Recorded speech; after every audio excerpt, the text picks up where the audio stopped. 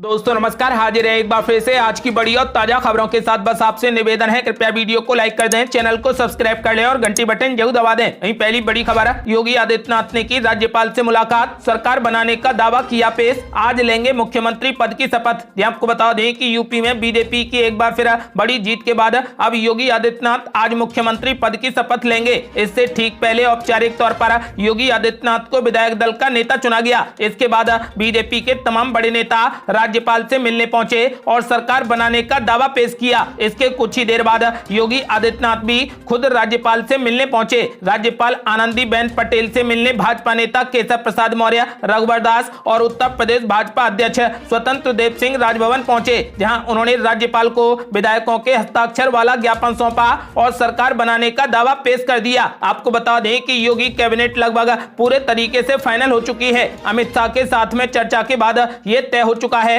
कि किसे कौन सा मंत्रालय सौंपा जाएगा और किस मौजूदा मंत्री से कुर्सी छीनी जाएगी। बताया जा रहा है कि इस बार कई महिलाओं को योगी कैबिनेट में जगह मिल सकती है। वहीं जाति और क्षेत्रीय समीकरण को खास तौर पर ध्यान में रखा गया है। इसके अलावा योगी कैबिनेट में अब की बार युवाओं को तरजीह दी जा सकती है। केशव प्रसाद मौर्य और दिनेश शर्मा फिर से उप मुख्यमंत्री के तौर पर नजर आ सकते हैं। वहीं महेंद्र सिंह, असीम अरुण, राजेश्वर सिंह और स्वतंत्र देव सिंह को भी मंत्री बनाया जा सकता है। अगली बड़ी खबर, 37 साल के बाद योगी आदित्यनाथ आज रचेंगे इतिहास, 50,000 से अधिक मेहमान होंगे ताजपोशी के गवाह। आपको बता दें कि करीब 37 साल के लंबे अंतराल के बाद लगातार दूसरी बार मुख्यमंत्री पद की शपथ ग्रहण करने का इतिहास रचने जा रहे योगी आदित्यनाथ की ताजपोशी के गवाह शुक्रवार को यहां प्रधानमंत्री नरेंद्र मोदी और भारतीय जनता पार्टी के अध्यक्ष जेपी नड्डा समेत 50,000 से अधिक मेहमान बनेंगे। शपथ ग्रहण समारोह कड़े सुरक्षा इंतजामों के बीच में अटल बिहारी वाजपेयी इकाना स्टेडियम में होगा। इस कार्यक्रम को भव्य बनाने के लिए भाजपा और प्रशासन ने पूरी ताकत झोंक दी है। कार्यक्रम में केंद्रीय गृह मंत्री अमित शाह और रक्षा मंत्री राजनाथ सिंह के अलावा कई केंद्रीय मंत्री एवं भाजपा के वरिष्ठ पदाधिकारी भी मौजूद रहेंगे। और बड़ी खबर, अखिलेश यादव ने बीजेपी पर बोला जोरदार हमला, कहा भाजपा ने जीत के बाद जनता को रिटर्न गिफ्ट में दी महंगाई। आपको बता दें कि समाजवादी पार्टी के राष्ट्रीय अध्यक्ष अखिलेश यादव ने कहा कि चुनावी लाभ के लिए अब तक कीमतों पर रोक लगाए बैठी भाजपा ने जीत के बाद जनता को महंगाई का रिटर्न गिफ्ट देना शुरू कर दिया है। भाजपा के सत्ता में आते ही गरीब, मजदूर, मध्यम वर्ग पर महंगाई की मार दोगुनी हो गई है। डीजल, पेट्रोल, पढ़ाई, दवाई, रसोई गैस, खाना पीना सब महंगा हो गया है। तानाशाह बन बेतहाशा दाम बढ़ोतरी करने वाली भाजपा की जुमलों से इतर यही सच्चाई है। अखिलेश यादव ने जारी एक बयान में कहा कि भाजपा ने विधानसभा चुनावों में खूब झूठे वादे किए और लोगों को गुमराह किया गया। भाजपा ने होली और दीपावली में मुफ्त रसोई गैस सिलेंडर देने का वादा किया था। अभी होली आई पर किसी को मुफ्त में सिलेंडर नहीं मिला। ग्रामीण क्षेत्रों में बहुप्रचारित उज्ज्वला योजना पूरे तरीके से विफल हो गई और महंगी रसोई गैस की वजह से फिर घरों में चूल्हे जलने लगे। सपा अध्यक्ष ने कहा कि सच तो यह है कि जब जब भाजपा सत्ता में आई है महंगाई में खूब वृद्धि हुई है। रसोई गैस के सिलेंडर के दाम 16 महीनों में 356 रुपए बढ़े हैं। लखनऊ और पटना में रसोई गैस सिलेंडर के दाम 1000 रुपए के पार हो गए हैं। भाजपा को आम जनता की परवाह नहीं है, उसकी प्राथमिकता में पूंजी घरानों का हित साधन है। गरीबों की जेब पर डाका डालकर जश्न मनाना ही भाजपा का असली चरित्र है। आपको बता दें कि फिलहाल अखिलेश यादव ने साफ कर दिया है कि भाजपा ने रिटर्न गिफ्ट में जनता को महंगाई दी है। और बड़ी खबर, कश्मीरी पंडित एक बार फिर से पहुंच गए सुप्रीम कोर्ट, कहा 1990 के नरसंहार की हो दोबारा जांच। आपको बता दें कि कश्मीर में 1990 के दशक में हुए नरसंहार की दोबारा जांच की मांग एक बार फिर से सुप्रीम कोर्ट में उठी है। कश्मीरी पंडितों की संस्था रूट्स इन कश्मीर ने सुप्रीम कोर्ट में क्यूरेटिव याचिका दाखिल कर 2017 में आए कोर्ट के आदेश में बदलाव की मांग की है। तब सुप्रीम कोर्ट ने यह कहते हुए जांच का आदेश देने से मना कर दिया था कि घटना के 27 साल बाद सबूत जुटाना मुश्किल होगा। नई याचिका में कहा गया है कि सुप्रीम कोर्ट ने 33 साल बाद 1984 के सिख विरोधी दंगों की जांच करवाई है, उसी तरीके से इस मामले की भी उपेक्षा नहीं की जानी चाहिए। संस्था की तरफ से कहा गया है कि 24 जुलाई 2017 को सुप्रीम कोर्ट ने जो आदेश दिया था वो कानूनन गलत था। अपनी जड़ों से उखड़कर संघर्ष कर रहे एक समुदाय से ये नहीं कहा जाना चाहिए था कि उसने याचिका दाखिल करने में समय क्यों लगाया। 2017 में तत्कालीन चीफ जस्टिस JS खेहर और जस्टिस DY चंद्रचूड़ चूड़न की बेंच ने जिस याचिका को खारिज किया था उसमें कश्मीरी पंडितों की हत्या से जुड़ी 215 घटनाओं की जांच की मांग की गई थी। ये बताया गया था कि इन घटनाओं में 700 लोगों की मौत हुई थी। याचिका में कहा गया था कि तब जान बचाकर कश्मीर से भागे लोग जांच में शामिल नहीं हो पाए थे, इस वजह से दोषी बिना सजा पाए बच गए। पुलिस ने किसी मामले में जांच को अंजाम तक नहीं पहुंचाया। अब यासीन मलिक, बिट्टा कराटे और अलगाववादी नेताओं की भूमिका की दोबारा जांच होनी चाहिए। आपको बता दें कि अब एक बार फिर रूट्स इन कश्मीर ने सुप्रीम कोर्ट में याचिका दाखिल कर दी है। क्यूरेटिव याचिका दाखिल करने के पर्याप्त आधार की पुष्टि के लिए किसी वरिष्ठ वकील से सर्टिफिकेट लेना जरूरी होता है। इस मामले में वरिष्ठ वकील और सुप्रीम कोर्ट बार एसोसिएशन के अध्यक्ष विकास सिंह ने सर्टिफिकेट दिया है। अगर जज मामले को विचार योग्य मानते हैं तो इस पर दोबारा सुनवाई हो सकती है। आपका क्या मानना है? क्या इस मामले की दोबारा जांच होनी चाहिए? अपनी राय हमें वीडियो लाइक कर कमेंट बॉक्स में जरूर दें। बड़ी खबर, बीरभूम हिंसा पर अधीर रंजन चौधरी ने ममता बनर्जी पर बोला जोरदार हमला। कहा बंगाल में मानव नहीं बल्कि दानव राज है। आपको बता दें कि पश्चिम बंगाल के बीरभूम जिले के रामपुर हाट के बोगतुई गांव में 3 महिलाओं समेत और 2 बच्चों समेत 8 लोगों को जिंदा जलाने के मामले में राजनीति काफी तेज हो गई है। कांग्रेस सांसद अधीर रंजन चौधरी को बोगतुई गांव में जाने से रोक दिया गया। उन्होंने इस मामले में मुख्यमंत्री ममता बनर्जी पर जमकर हमला बोला। राष्ट्रपति रामनाथ कोविंद को खत लिखकर राज्य में धारा 355 लगाने के साथ साथ अधीर रंजन चौधरी ने कोर्ट की निगरानी में सीबीआई जांच की मांग की है। मुख्यमंत्री पर निशाना साधते हुए अधीर रंजन चौधरी ने कहा कि बंगाल की मुख्यमंत्री यहां पर पिकनिक मनाने आई थी। वो हेलीकॉप्टर से आई, मीटिंग की, खाना खाया और चली गईं। उन्हें स्थानीय लोगों की बात सुननी चाहिए थी। बंगाल कांग्रेस के अध्यक्ष ने आगे कहा, यह मध्ययुगीन बर्बरता का जीता जागता उदाहरण है। यहाँ पर मानव राज नहीं बल्कि दानव राज है। मुख्यमंत्री ने राज्य को बर्बाद कर दिया है। पुलिस और टीएमसी की मिलीभगत से राज्य को लूटा जा रहा है। कोई अन्य राज्य बंगाल जैसी स्थिति का सामना नहीं कर रहा है। आपको बता दें कि कांग्रेस नेता अधीर रंजन चौधरी ने राष्ट्रपति से पश्चिम बंगाल में तुरंत राष्ट्रपति शासन लगाए जाने की मांग की है। और बड़ी खबर, बीरभूम हिंसा मामले में टीएमसी नेता किए गए गिरफ्तार। मुख्यमंत्री ममता बनर्जी ने दिए सख्त आदेश। आपको बता दें कि पश्चिम बंगाल के बीरभूम जिले में हुई हिंसा को लेकर अब लगातार गिरफ्तारियां की जा रही हैं। कलकत्ता हाई कोर्ट के सख्त रुख के बाद तेजी से मामले की जांच की जा रही है। इसी बीच अब बीरभूम में हुई हिंसा मामले में एक टीएमसी नेता को गिरफ्तार किया गया है। बीरभूम के रामपुर हाट के ब्लॉक अध्यक्ष अनारुल हुसैन को पुलिस ने इस मामले में गिरफ्तार किया है। इस हिंसा मामले को लेकर पहले भी पुलिस कई गिरफ्तारियां कर चुकी है। तमाम लोगों से पूछताछ की जा रही है और जो भी संदिग्ध है उन्हें हिरासत में लिया जा रहा है। आरोपियों को लेकर मुख्यमंत्री ममता बनर्जी ने भी सख्ती दिखाई है।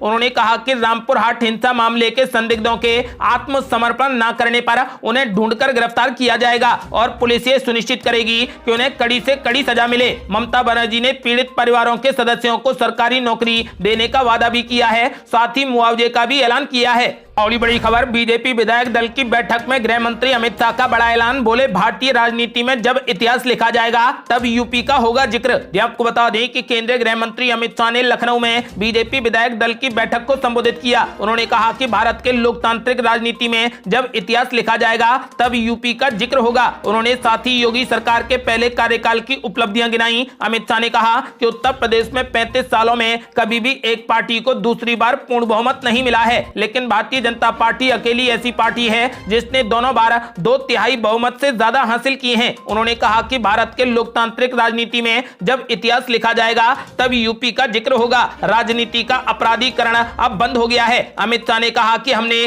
किसी का जाति धर्म पूछकर विकास नहीं किया है। योगी सरकार ने यूपी में माफिया राज खत्म कर दिया। उन्होंने कहा कि यूपी की जनता ने योगी जी को दोबारा मुख्यमंत्री चुना है। उत्तर प्रदेश कई साल से राजनीतिक अस्थिरता का केंद्र रहा है। आपको बता दें कि गृह मंत्री अमित शाह ने साफ कर दिया है कि बीजेपी पक्षपात नहीं करती और सबका विकास करती है।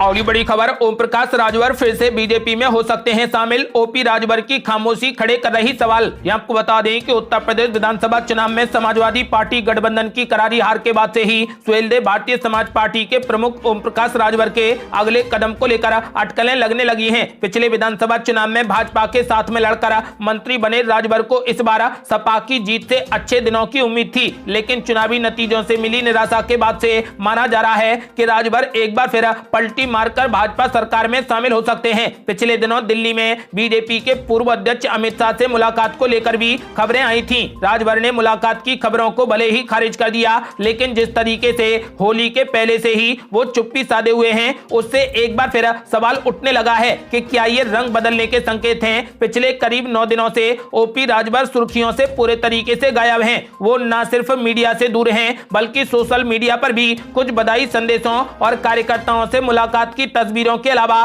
वो ट्विटर, फेसबुक पर भी चुप्पी साधे हुए हैं। दरअसल सवालों को बल इसलिए भी मिला है क्योंकि राजभर इस तरीके की चुप्पी साधे हुए राजनीति करने को लेकर नहीं जाने जाते हैं। वो बेहद मुखर रहने वाले नेता हैं और विपक्ष पर लगातार निशाना साधने में आगे रहते हैं। लेकिन जिस तरीके से पिछले कुछ दिनों में उन्होंने योगी सरकार और भाजपा को लेकर एक भी शब्द नहीं कहा है, उसके बाद सवाल उठने लगा है कि बीजेपी में वो जल्द ही शामिल होंगे। और ये बड़ी खबर, विधायक दल का नेता चुने जाने के बाद भावुक हुए योगी आदित्यनाथ। बोले प्रधानमंत्री नरेंद्र मोदी का सपना करेंगे पूरा। ये आपको बता दें कि विधायक दल का नेता चुने जाने के बाद योगी आदित्यनाथ सभी का आभार जताते हुए भावुक हो गए। भरे गले से कहा कि यूपी के इतिहास में पहली बार कोई मुख्यमंत्री 5 साल तक कार्य करने के बाद दोबारा सत्ता में आ रहा है। ये प्रधानमंत्री नरेंद्र मोदी के मार्गदर्शन के कारण ही संभव हुआ है। आपको बता दें कि उन्होंने कहा कि यूपी को नंबर 1 बनाने के पीएम मोदी के सपने को हम पूरा करेंगे। पीएम मोदी यूपी के काशी से देश का प्रतिनिधित्व करते हैं। उनका संरक्षण हमेशा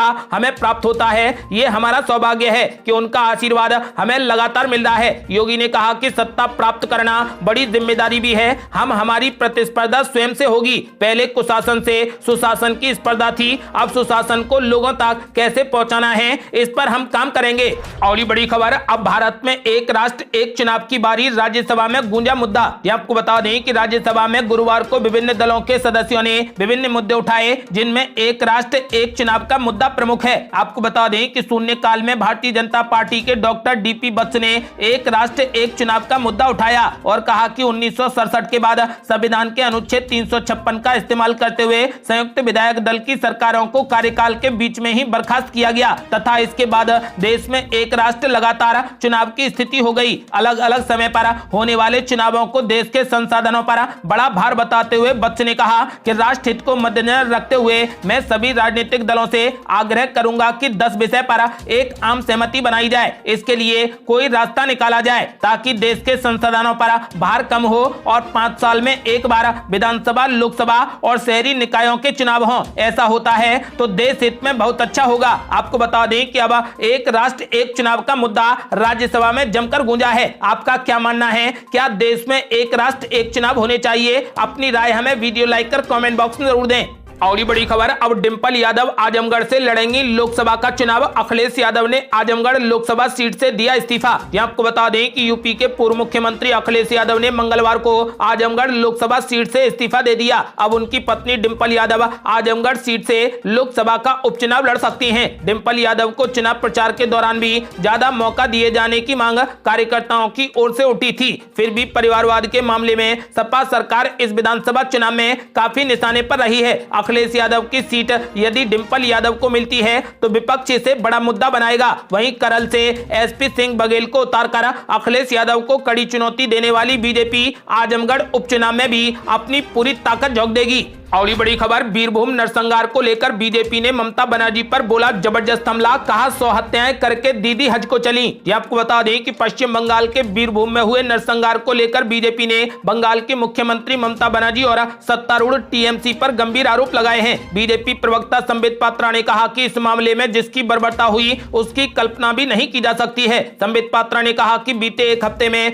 26 राजनीतिक हत्याएं बंगाल में हुई हैं। ममता बनर्जी को इन्हें रोकना चाहिए था, लेकिन ऐसा नहीं हुआ। बीरभूम में जहां पर निर्मम हत्याएं हुई हैं, वहां की महिलाएं कह रही हैं कि घटना के बाद पुलिस नदारद थी। ऐसा इसलिए हुआ क्योंकि प्रशासन को निर्देश मिला था कि पुलिस को वहां पर पहुंचने नहीं देना है, इसलिए वहां पर एम्बुलेंस तक नहीं पहुंचने दी गई। बीजेपी प्रवक्ता संबित पात्रा ने कहा कि इस घटना पर पोस्टमार्टम की रिपोर्ट जो मीडिया ने प्रकाशित की है वो बताती है कि मारी गई महिलाओं और बच्चों को जलाने से पहले उन्हें बड़ी बर्बरता पूर्वक मारा पीटा गया था। बंगाल में बदले की ये जो राजनीति हो रही है इसके कई पन्ने हैं। ममता बनर्जी के कार्यकर्ताओं ने आज तक बीजेपी के करीब 200 कार्यकर्ताओं को मौत के घाट उतारा है। बीजेपी नेता संबित पात्रा ने कहा कि बंगाल के बीरभूम में जो हत्याएं हुई हैं उसने पूरे हिंदुस्तान को झकझोर दिया है। बंगाल में जिस तरीके से 6 महिलाओं और 2 बच्चों को जिंदा जला दिया गया। ये पूरे हिंदुस्तान के लिए चिंता का विषय है। प्रधानमंत्री नरेंद्र मोदी ने इस विषय को लेकर चिंता जाहिर की है। यहां तक कि कोलकाता हाई कोर्ट ने भी इस मामले पर स्वतः संज्ञान लिया है और आज ममता बनर्जी वहां पर खाना पूर्ति करने गई, जबकि आज पूरा देश इस पर चिंतित है। आपको बता दें कि उन्होंने पश्चिम बंगाल में राष्ट्रपति शासन लगाए जाने की मांग की है। और बड़ी खबर, प्रधानमंत्री नरेंद्र मोदी से मिले पंजाब के मुख्यमंत्री भगवंत मान। सरकार बनते ही मांगा पंजाब के लिए 50,000 करोड़ रुपए का पैकेज। ये आपको बता दें कि पंजाब के मुख्यमंत्री भगवंत मान ने प्रधानमंत्री नरेंद्र मोदी से मुलाकात की है। इस दौरान मुख्यमंत्री भगवंत मान ने पंजाब के खराब वित्तीय हालात का जिक्र करते हुए कहा कि पंजाब को कम से कम 2 साल 50,000 करोड़ का आर्थिक पैकेज चाहिए। उन्होंने कहा कि पंजाब की वित्तीय हालत खराब है और उसे ठीक करने के लिए केंद्र की मदद चाहिए। पीएम मोदी से मुलाकात के बाद मीडिया से बात करते हुए मुख्यमंत्री भगवंत मान ने कहा कि पीएम मोदी ने मुलाकात अच्छी रही। उन्होंने कहा कि पीएम मोदी ने मुझे पहली बार मुख्यमंत्री बनने और जीत की बधाई दी और अच्छी सेहत की कामना की है। आपको बता दें कि मुख्यमंत्री भगवंत मान ने कहा कि मैंने पीएम मोदी से आर्थिक पैकेज की मांग की है। मैंने उनसे कहा है कि पंजाब की आर्थिक हालत बहुत खराब है। पंजाब पर 3 लाख करोड़ रुपए से ज्यादा का कर्ज है। हम पंजाब को फिर से उठाने की कोशिश कर रहे हैं, जिसके लिए हमें केंद्र की मदद चाहिए। आपको बता दें कि पंजाब के मुख्यमंत्री भगवंत मान ने प्रधानमंत्री नरेंद्र मोदी से 50,000 करोड़ रुपए का पैकेज मांगा है। और बड़ी खबर, पंजाब में आम आदमी पार्टी के 5 राज्यसभा उम्मीदवारों की निर्विरोध हुई जीत। 31 मार्च को होना था चुनाव। ये आपको बता दें कि फिलहाल पंजाब में आम आदमी पार्टी की बड़ी जीत के बाद अब पार्टी के 5 राज्यसभा उम्मीदवार भी निर्विरोध जीत गए हैं। आम आदमी पार्टी की तरफ से राघव चड्ढा और हरभजन सिंह समेत कुल 5 लोगों ने राज्यसभा के लिए नॉमिनेशन फाइल किया था, जिसके बाद सभी बिना किसी विरोध के ये चुनाव जीत गए, क्योंकि उनके खिलाफ किसी भी दल के उम्मीदवार ने अपना नामांकन नहीं दिया था। और बड़ी खबर, पहली कैबिनेट बैठक में ही मुख्यमंत्री पुष्कर सिंह धामी ने लिया बड़ा फैसला। उत्तराखंड में लागू होगा यूनिफॉर्म सिविल कोड। ये आपको बता दें कि उत्तराखंड विधानसभा चुनाव में प्रचंड जीत के बाद राज्य की भाजपा सरकार ने एक बार फिर से बड़ा फैसला लिया है। राज्य की पुष्कर सिंह धामी सरकार ने बैठक में यूनिफॉर्म सिविल कोड यानी समान नागरिक संहिता लागू करने का फैसला लिया है। मुख्यमंत्री पुष्कर सिंह धामी ने कहा कि राज्य मंत्रिमंडल ने सर्वसम्मति से समान नागरिक संहिता को मंजूरी दे दी है। अब जल्द से जल्द समिति गठित की जाएगी और इसे राज्य में लागू किया जाएगा।